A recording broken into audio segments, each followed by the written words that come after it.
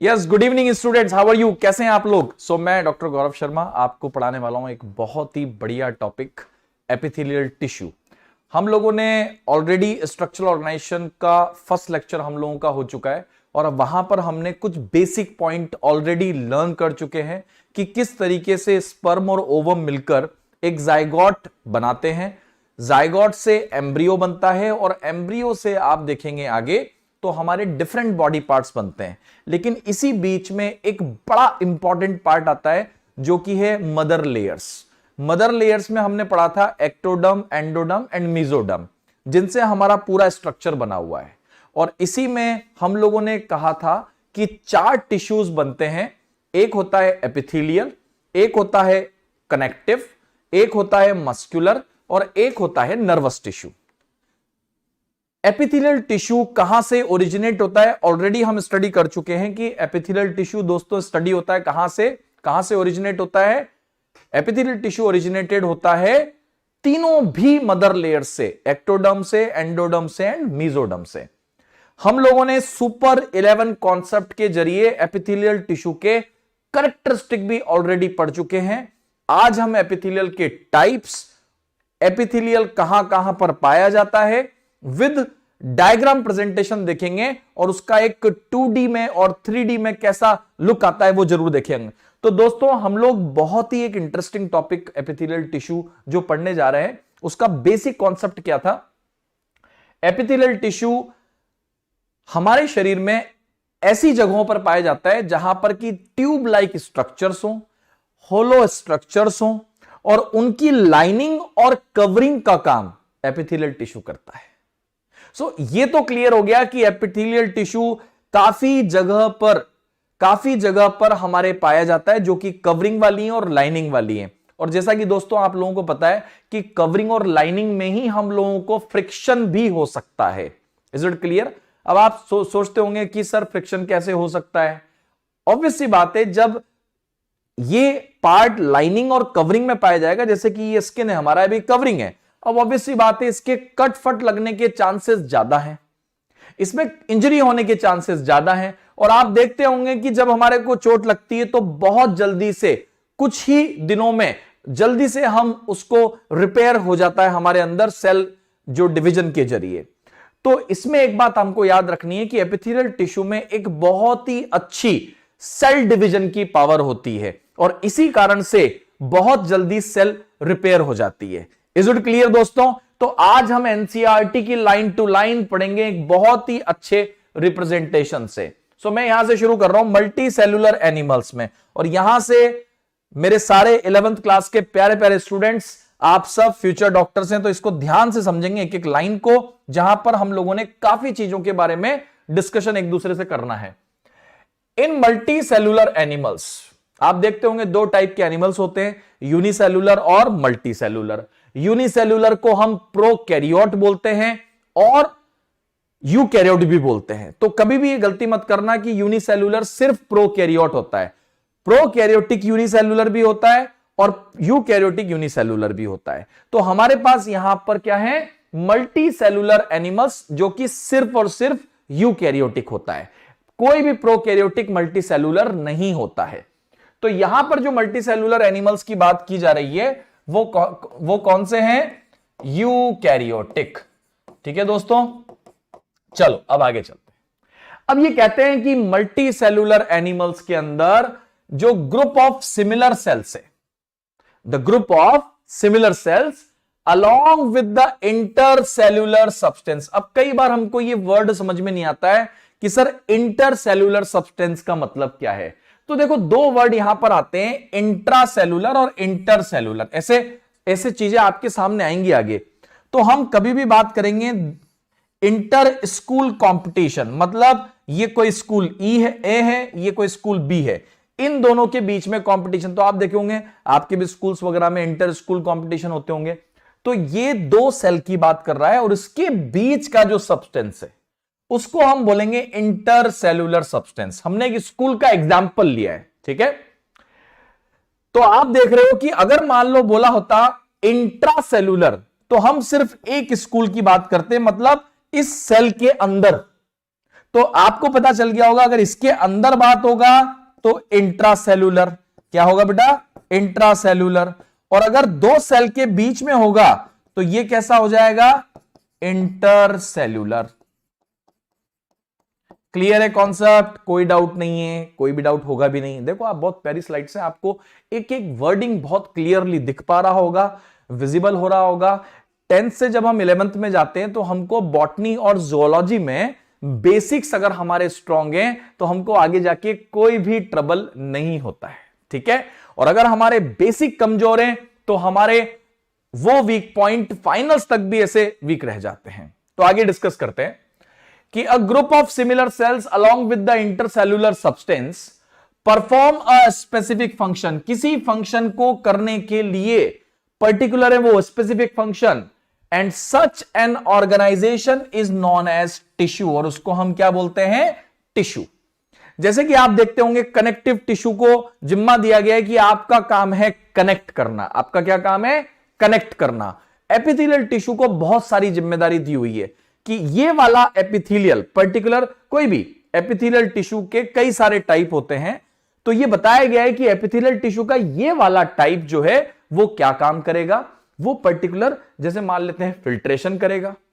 ये वाला एपिथेलियल का जो ग्रुप ऑफ सेल्स है वह किसके लिए तैयार है, अ group of similar cells along with intercellular substance perform करता है एक पर्टिकुलर फंक्शन, उसको हम क्या बोलते हैं, टिश्यू बोलते हैं। Is it clear.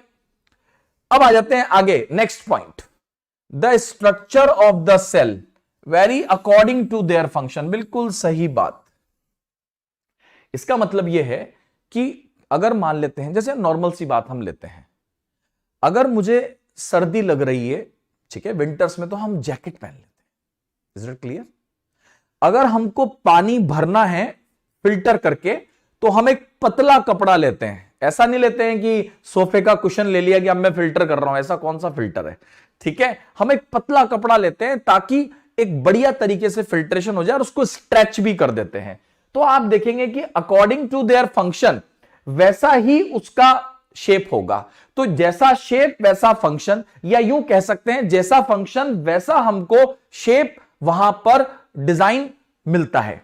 Is it clear. अगर हमको मान लेते हैं एब्जॉर्प्शन करना है, तो एब्जॉर्प्शन के लिए जो आपका सरफेस है वो ऐसा होना बहुत जरूरी है।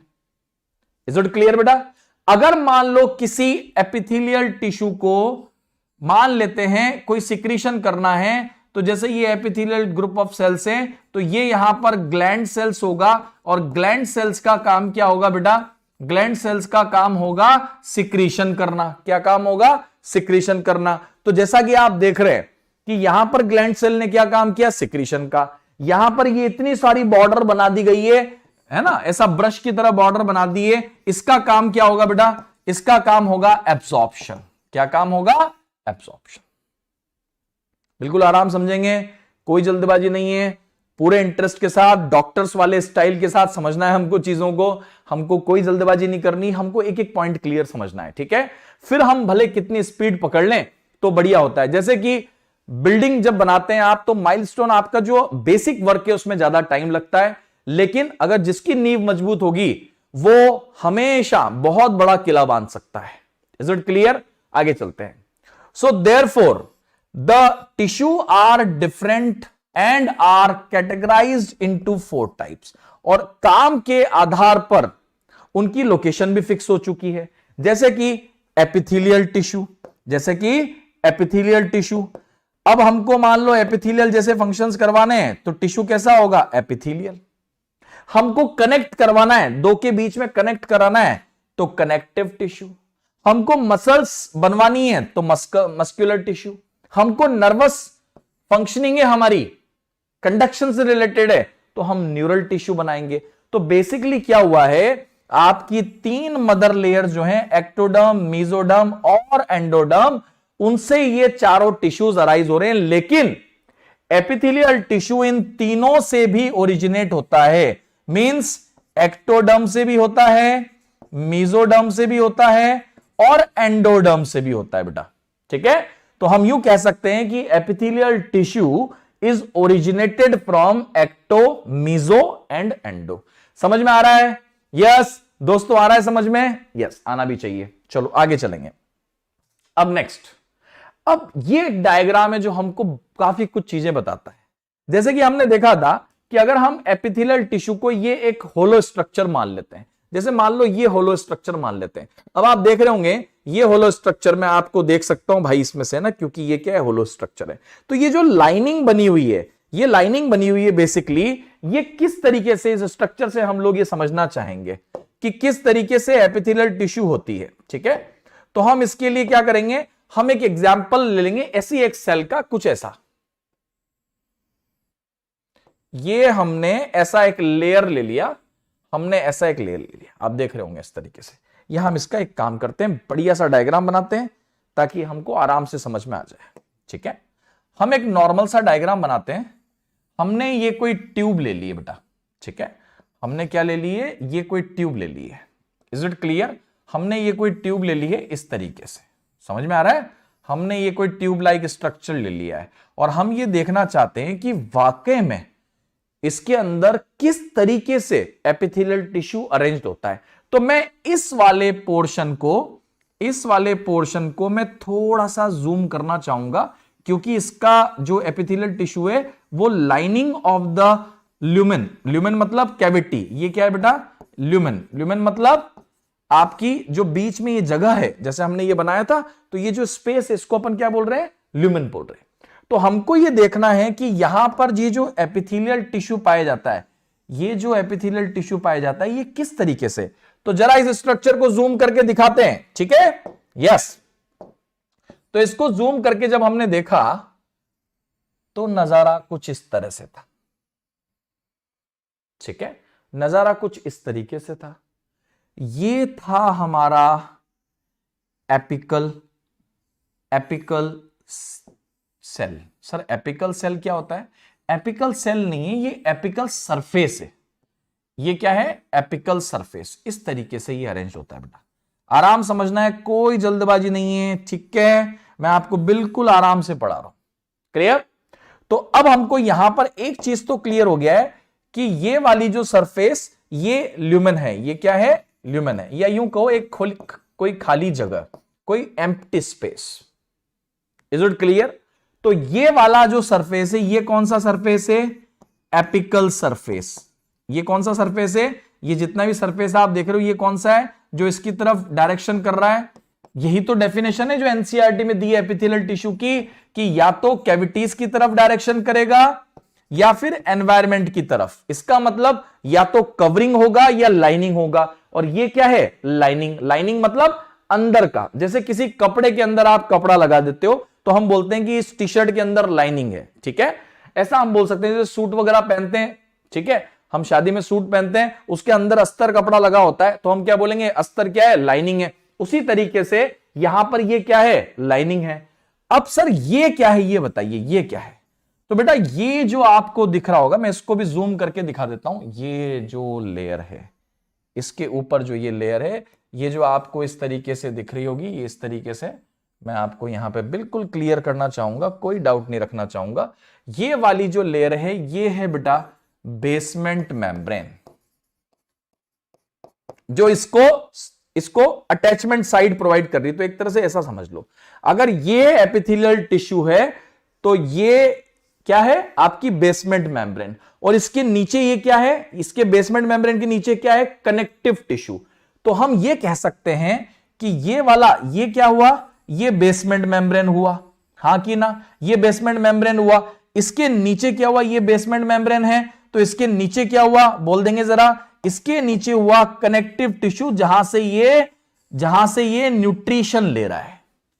ये इसका सरफेस हो गया एपिकल सरफेस।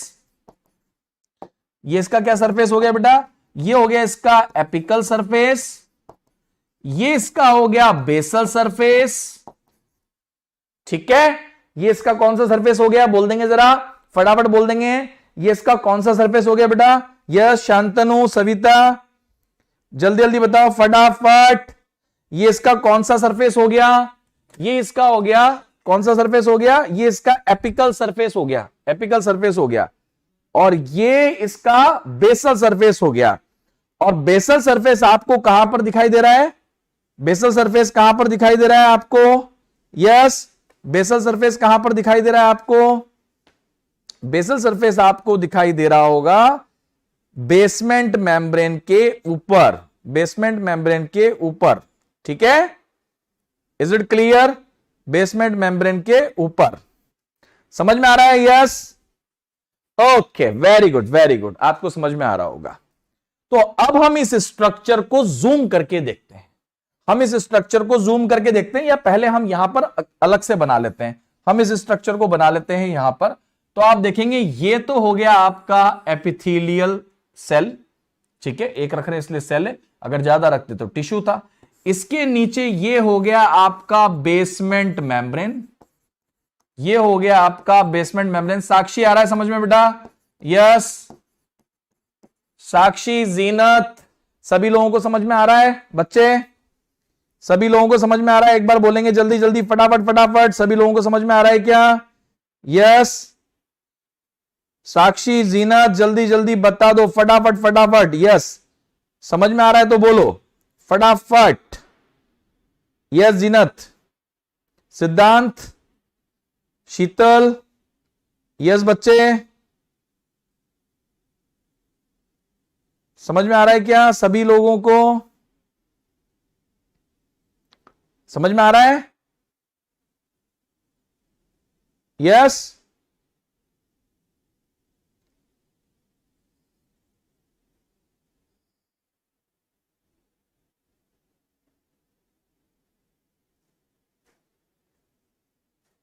यस पल्लवी, समझ में आ रहा है? Okay, very good very good, समझ में आ रहा है। चलो बहुत बढ़िया बहुत बढ़िया। ठीक है वैभवी, शिवम, यस कार्तिकी। तो आप देखो ये हो गया आपका एपिकल सरफेस, ये हो गया आपका बेसल सरफेस, और ये हो गया आपका बेसमेंट मेम्ब्रेन। और ये वाला जो सरफेस आपका आया नीचे, जिसके ऊपर ये सब है, जिससे ये न्यूट्रिशन ले रहा है, ये जैसे कि हम बोल सकते हैं ब्लड वगैरह, जहां से वेसल्स वगैरह आती हैं पर यहां तक नहीं जाती हैं। ये हो गया आपका कनेक्टिव टिश्यू।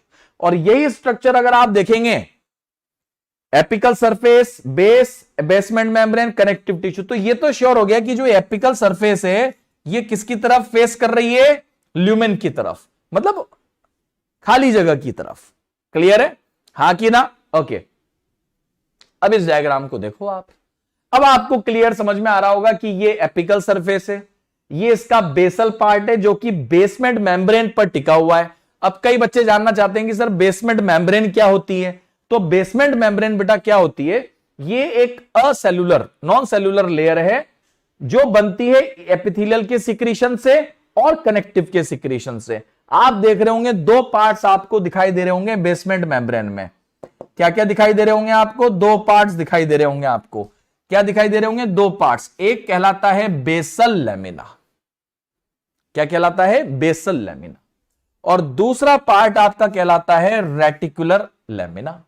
बड़े अजीबोगरीब नाम लग रहे होंगे आपको स्टार्टिंग में 11th क्लास के लेवल पर। बेसल लेमिना क्या होता है सर? रेटिकुलर लेमिना क्या होता है सर?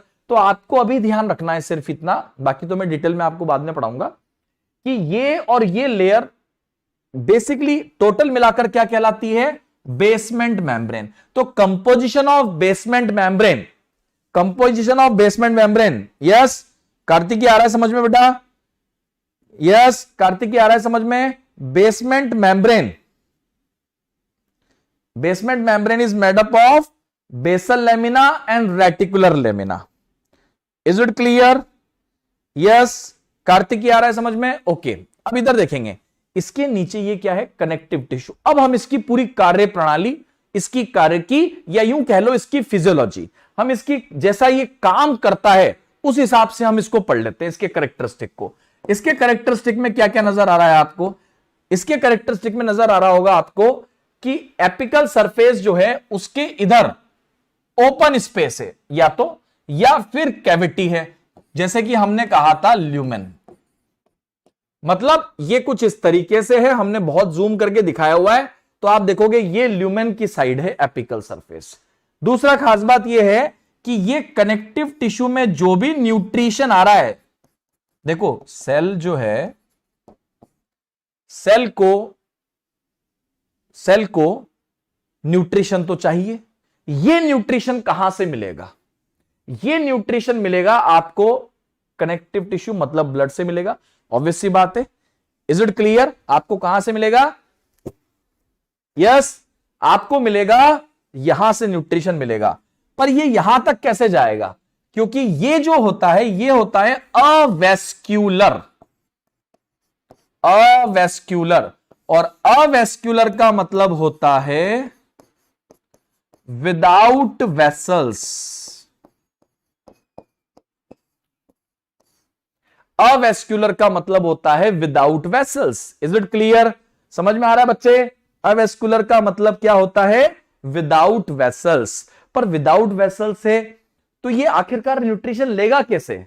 तो ये न्यूट्रिशन लेगा यहां से इस तरीके से, यहां से इस तरीके से।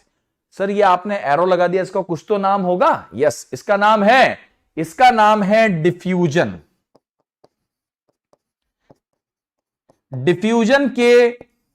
डिफ्यूजन की वजह से यह मटेरियल यहां से यहां पहुंच पा रहा है और इसमें मदद दे रहा है बेसमेंट मेम्ब्रेन। एक बीच वाले मीडियम की तरह, मध्यस्थ की तरह, मीडिएटर की तरह रोल कर रहा है कि यह जो भी न्यूट्रिशन है इसको यहां से यहां तक पहुंचाने की जिम्मेदारी बेसमेंट मेम्ब्रेन की है, जो कि नॉन सेल्यूलर लेयर है जहां पर की डिफ्यूजन हो रहा है। वाइस वर्सा, उल्टा कर दो इस बात को। सर कैसे उल्टा करें इस बात को? तो यहां पर जो भी आपका मेटाबॉलिक वेस्ट बनता है, आपको पता ही है सेल के अंदर जो भी मेटाबॉलिक वेस्ट बनता है, वेस्ट जो बनता है उसका सेल में रहना बहुत खतरनाक है, तो वो सेल से बाहर निकल के यहां पर देना बहुत जरूरी है। Is it clear? तो ये यहां पर इस तरीके से शिफ्ट कर दिया जाता है। तो हम ये कह सकते हैं कि इन सेल के पास न्यूट्रिशन जा रहा है, वो भी डिफ्यूजन के जरिए, और उसमें मदद कौन कर रहा है? Basement membrane. यहां से मेटाबॉलिक वेस्ट जा रहा है, कैसे जा रहा है? वो भी किस माध्यम से जा रहा है? वो भी जा रहा है डिफ्यूजन के रास्ते से, और उसमें मदद कौन दे रहा है? Basement membrane. तो I think yes my dear medicos, future doctors, आ रहा है बात समझ में आप लोगों को? यस दोस्तों, समझ में आ रही चीजें बिल्कुल क्लियर, कोई डाउट नहीं है? यस बच्चे, समझ में आ रहा होगा। सिद्धांत, शिवम, वैभवी, कार्तिकी, साक्षी, शीतल, वंश, स्नेहल, यस बेटा, जीनत, आई थिंक समझ में आ रहा होगा। सिद्धांत, चैतन्य, इतने सारे प्यारे प्यारे बच्चे, फटाफट फटाफट, अरे वाह, इतने बढ़िया तरीके से क्राउड जमा हो गया, बढ़िया, फर्स्ट क्लास। समझने के लिए पूरी चीज आपके सामने है। अब देखो, अब इसका अगला वाला हिस्सा क्या है? ये तो हो गया अवेस्कुलर है, नर्व सप्लाई इसके पास जाती है। कोई कहता है कि इसके पास नर्व सप्लाई जाती है कि, तो बिल्कुल जाती है नर्व सप्लाई इसके पास, पर इसके पास ब्लड वेसल्स नहीं जाती है, ब्लड वेसल्स नहीं जाती, इसीलिए ये अवेस्कुलर है। अगला हिस्सा अब आ जाता है एपिथेलियल टिश्यू। आखिरकार इसके बारे में एनसीईआरटी क्या कहती है? सो एपिथेलियल टिश्यू के बारे में एनसीईआरटी कहती है, cells of the epithelium are very close to each other. Yes, very important statement. Epithelial tissue का अरेंजमेंट कैसा होगा? तो एपिथेलियल टिश्यू के बीच में गैप बिल्कुल नहीं होगा, या बहुत ना के बराबर, कम, बिल्कुल। तो इसका मतलब यह पता चला कि इनके बीच में टाइटली पैक्ड ज्यादा है। तो आप देखेंगे टाइटली पैक्ड है तो कौन सा जंक्शन ज्यादा होगा? सर टाइट जंक्शन ज्यादा होगा। अगर आपको किसी दो चीज को स्ट्रांगली रखना है, टाइटली रखना है, तो आप टाइट जंक्शंस काम में लोगे, हां कि ना? तो यहां पर हमने देखा cells of the epithelium are very close to each other, separated by a very thin film of extracellular material. उनके बीच में बहुत ही पतली एक एक्स्ट्रा सेल्यूलर मटेरियल होता है। जैसे कि हम यहां पर देख रहे हैं, तो हम इसको इस तरीके से बना सकते हैं बेटा, बहुत ही पतली एक्स्ट्रा सेल्यूलर लेयर मटेरियल कह सकते हो आप इसको इस तरीके से। ये extra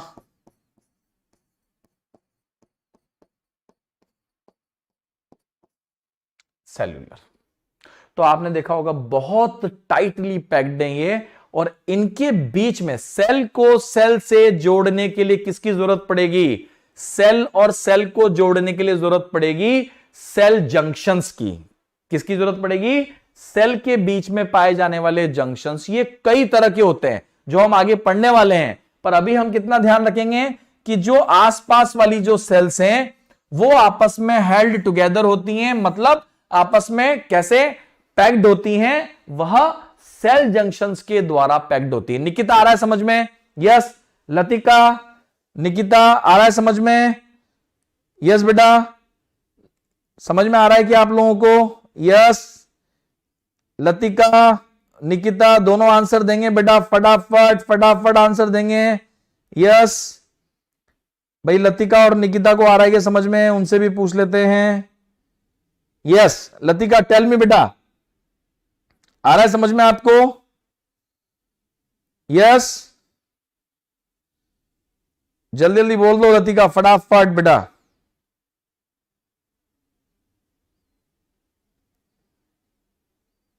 yes, very good very good very good very good. बच्चों को आ रहा है समझ में, बच्चों को आ रहा है समझ में। Yes, very good very good.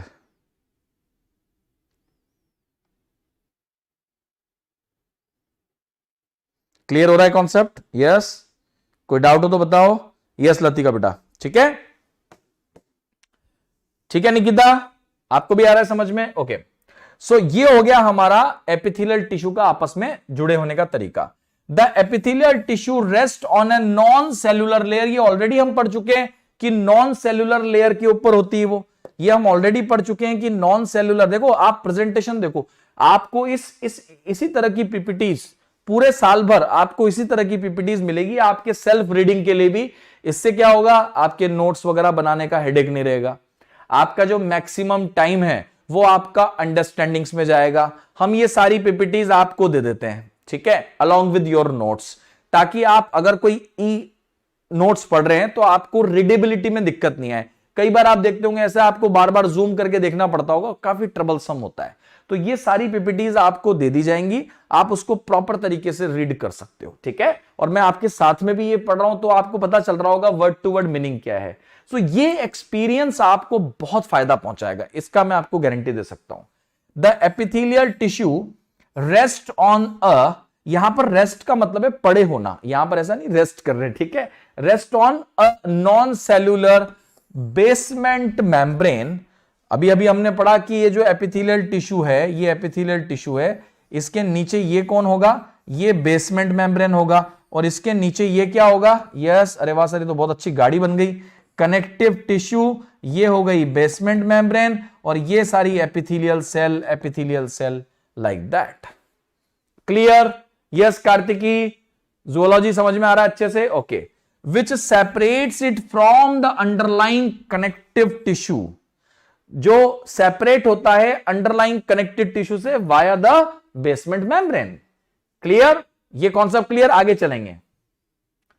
Basement membrane 2 layers से बनती है। अब हम थोड़ा पर्टिकुलर में जा रहे हैं, अच्छे से डिटेल पढ़ रहे हैं कि कौन कौन सी लेयर से बनती है। अब अभी अभी हमने पढ़ा था कि बेसमेंट में जो मेम्ब्रेन है वो उसके पास भी 2 पार्ट्स हैं, और वो किससे बनती है? वो बनती है ग्लाइकोप्रोटीन से। किससे बनती है? ग्लाइकोप्रोटीन से। और उसके अंदर क्या क्या मटेरियल है ये देखते हैं हम लोग आराम से, बिल्कुल ठीक है।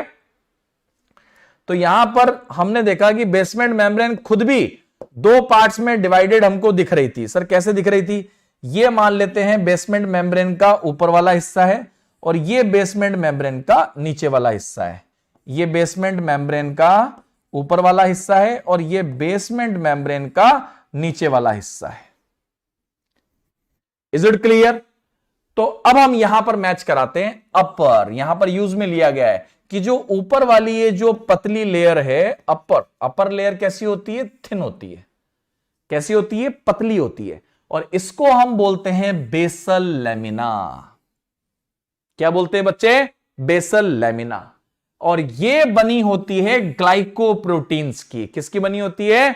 ग्लाइकोप्रोटीन्स की। मजा आ रहा है कि नहीं आ रहा है? यस, ये बनी होती है ग्लाइकोप्रोटीन्स की एंड म्यूकोपॉलीसैकेराइड्स की। तो हमको यह समझ में आ रहा है कि इसका मटेरियल क्या है, किस चीज से बना होगा, और ये आया कहां से, यहां पे आया कैसे। तो इसको सिक्रीट किया है खुद एपिथेलियल सेल्स ने। तो एपिथेलियल सेल्स क्या सिक्रीट कर रही है, ग्लाइकोप्रोटीन्स एंड म्यूकोपॉलीसैकेराइड्स, जो सिक्रीट हो रहा है by the epithelial cells only. Is it clear. तो ये हमको समझ में आ जाता है कि इसके ऊपर जो भी एपिथेलियल सेल्स हैं वो सिक्रीट कर रही हैं ग्लाइकोप्रोटीन एंड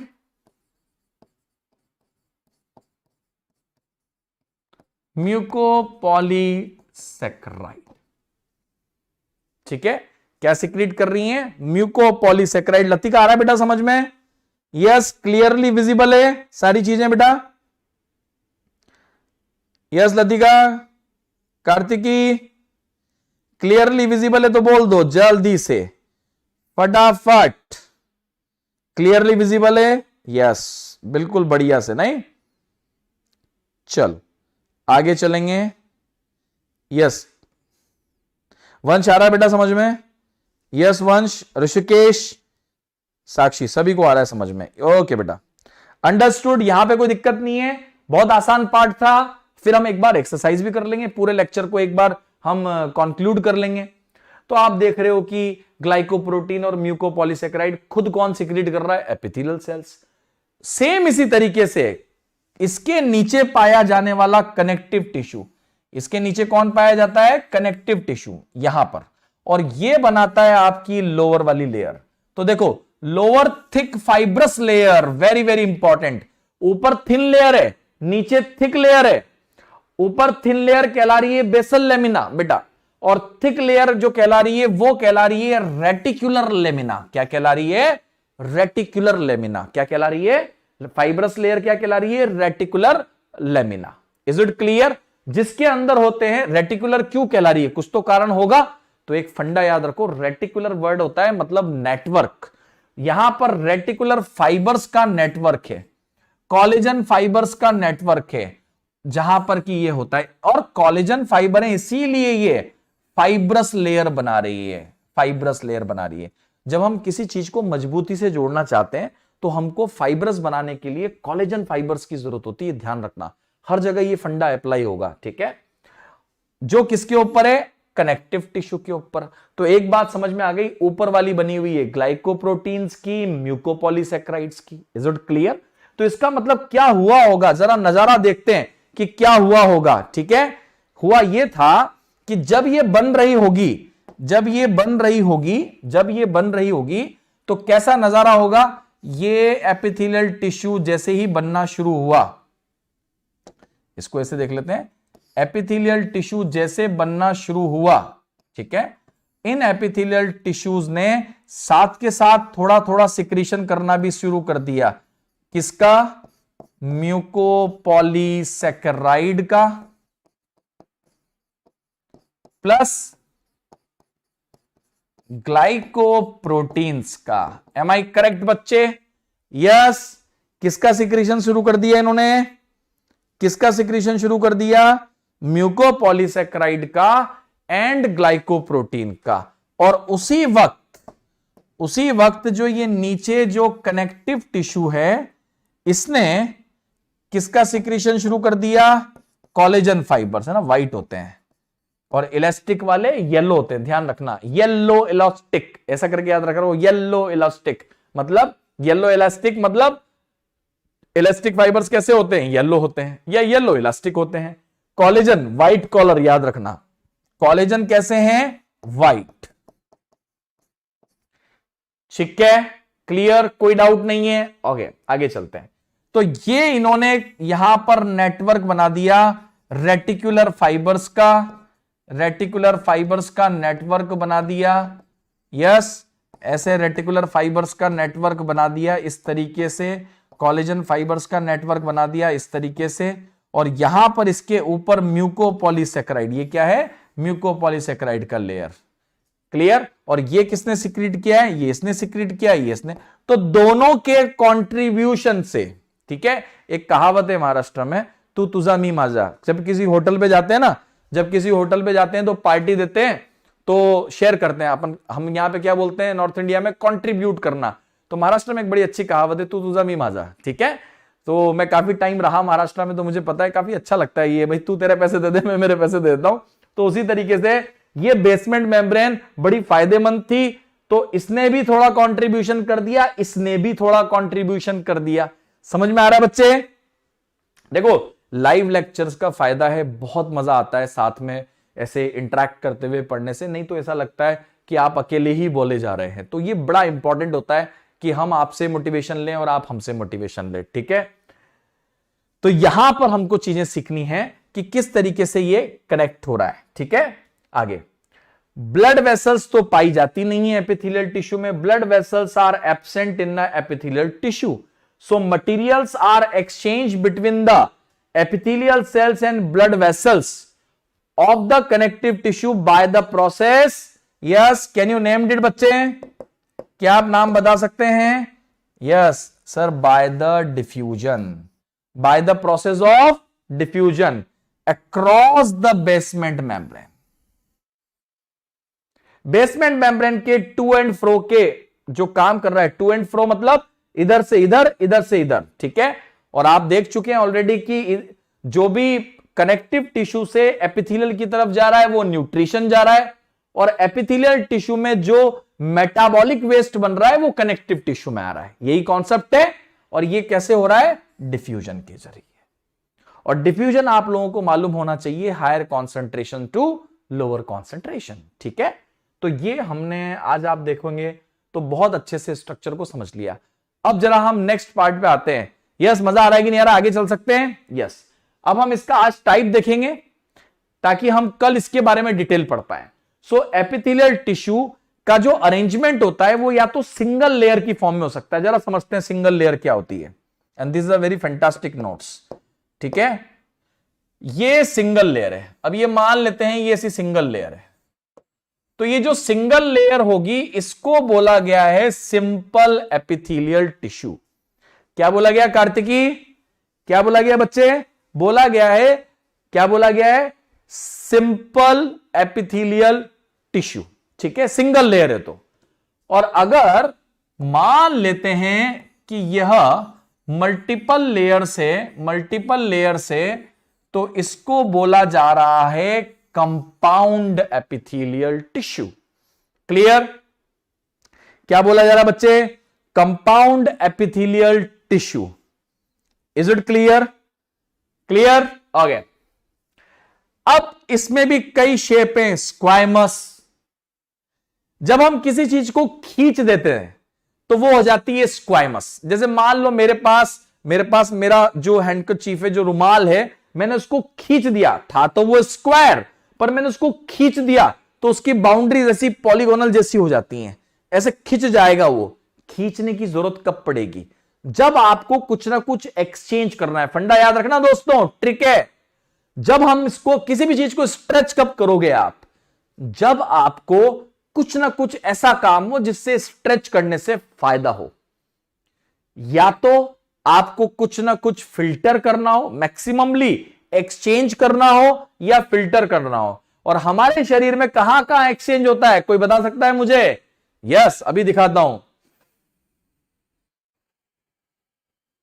आप देखते होंगे हम जो ऑक्सीजन ले रहे हैं वो बेसिकली लंग्स और ब्लड के बीच में एक्सचेंज हो रहा है। आप देखते होंगे ये हो रहा है हमारे लंग्स का लास्ट पार्ट, टर्मिनल पार्ट, बिल्कुल कॉर्नर, जो एक मेम्ब्रेन बन रही है वहां पर आप देखोगे एक स्ट्रक्चर बन रहा है एल्वुलाई। और एल्वुलाई नाम का जो स्ट्रक्चर है लंग्स में, वो क्या काम कर रहा है? एक्सचेंज का काम कर रहा है। किसका काम कर रहा है बच्चा? एक्सचेंज का काम कर रहा है। तो वहां पे हमको इसकी जरूरत पड़ेगी। क्लियर है? और कहां जरूरत पड़ेगी? हमारा ब्लड फिल्टर हो रहा है। फिल्टर कहां पे होता है, कोई बता सकता है मुझे? यस, फिल्टर कहां पर हो रहा है, कोई बता सकता है मुझे? फिल्टर कहां पर हो रहा है, कोई बता सकता है बेटा मुझे? यस, फिल्टर हो रहा है आपका कहां पर? फिल्टर कहां पर हो रहा है आपका? ऑब्वियस सी बात है, किडनी के अंदर। सो किडनी के अंदर आपने नाम सुना होगा नेफ्रॉन, ठीक है। वहां पर आपका ये, मैं स्ट्रक्चर दिखाऊंगा आपको, वहां पर आपका ये स्क्वाइमस पाया जाता है। क्लियर है? Is it clear? पर नेफ्रॉन में भी नेफ्रॉन में भी एक पर्टिकुलर पार्ट है, वहां पर पाया जाता है, पूरे नेफ्रॉन में नहीं पाया जाता है, पूरे किडनी में नहीं पाया जाता है। यह बात आपको ध्यान रखनी है। कोई भी ऑर्गन कई सारे टिश्यूज से मिलकर बना होता है दोस्तों, ठीक है। तो यह चीज कभी ऐसा नहीं समझना है कि नहीं सर क्लास में आपने बताया था कि किडनी जो है वो पूरी की पूरी स्क्वाइमस की बनी हुई है। गलत। किडनी में कई सारे टिश्यूज हैं जो हम बारी बारी से पढ़ने वाले हैं, ठीक है। मेन बात क्या है, स्क्वाइमस फिल्ट्रेशन के काम आ रहा है, क्यूबॉइडल सिक्रीशन के काम आ रहा है, सीलिएटेड, सीलिया कब होगा, जब किसी चीज को मूव कराना होगा, कॉलमनर, बड़े बड़े कॉलम, किस लिए जरूरत पड़ेगी कॉलम की, स्यूडो स्ट्रेटिफाइड, झूठ माट की लेयर, अभी पता चलेगा झूठ माट की लेयर कैसी होती है। और ये है हमारी कई सारी मल्टीपल में स्ट्रेटिफाइड और ट्रांजिशनल। अब देखो ट्रांजिशनल वर्ड क्या होता है, आज हम ब्रीफ कर रहे हैं, कल हम वापस से इसको एक बार यहां से स्टार्टिंग से पढ़ेंगे, बड़ा मजा आएगा कल आपको क्लास में।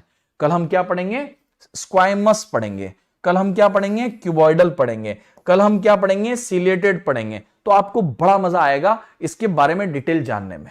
पर आज हमको यह समझना जरूरी, कुछ वर्ड, ट्रांजिशन का मतलब क्या होता है, अपनी स्टेट को चेंज करना, ठीक है, अपनी अवस्था को चेंज करना, ट्रांजिशनल। अब देखो यूरिनरी ब्लैडर, आप भरते जा रहे हो, भरते जा रहे हो, भरते जा रहे हो, यूरिनरी ब्लैडर खिंचता जा रहा है, खिंचता जा रहा है, खिंचता जा रहा है, आप समझ रहे हो। ये जो स्ट्रेचनिंग, यहां पर अलग टाइप की स्ट्रेचनिंग है, इलास्टिसिटी वाली, जैसे इलास्टिक की पैंट, हाँ कि ना, तो ये उस तरह का एपिथेलियम है। और ये कहां पर पाया जाता है, हमारे यूरिनरी ब्लैडर में। Is it clear. तो मोरोवर आपको मेरे हिसाब से क्लास में काफी मजा आया होगा। आपका कोर्स सिलेबस शुरू हो चुका है, जूलॉजी का, बॉटनी का भी हम बहुत जल्दी शुरू करेंगे। तो आप ये ध्यान रखेंगे कि आपको एक एक लाइन एनसीईआरटी का स्टार्टिंग में आपको ध्यान से पढ़ना है, क्योंकि 10th के बाद जैसे ही हम 11th में आते हैं तो हमको स्टार्टिंग के पहले 1 और 2 मंथ पहले बेसिक्स क्लियर करना बहुत जरूरी होता है, ठीक है दोस्तों। तो कल हम मिलेंगे बड़े इंटरेस्टिंग चीजों के साथ। मैं आपको कल का नजारा दिखा देता हूं, ये स्ट्रक्चर्स के बारे में देखेंगे हम लोग, ठीक है। कल हम लोग ऐसे प्यारे प्यारे स्ट्रक्चर्स देखने वाले हैं, बिल्कुल शानदार प्रेजेंटेशन। Is it clear. इस तरह के स्ट्रक्चर हम देखने वाले हैं कल क्लास में। तो आई थिंक आपको कल काफी मजा आने वाला है। Is it clear. सो कल मिलते हैं दोस्तों, वही जोश के साथ और वही सुपर टेक्निक के साथ, ठीक है। So thank you. ओके बेटा, चलो कल मिलते हैं 4 बजे। Stay tuned.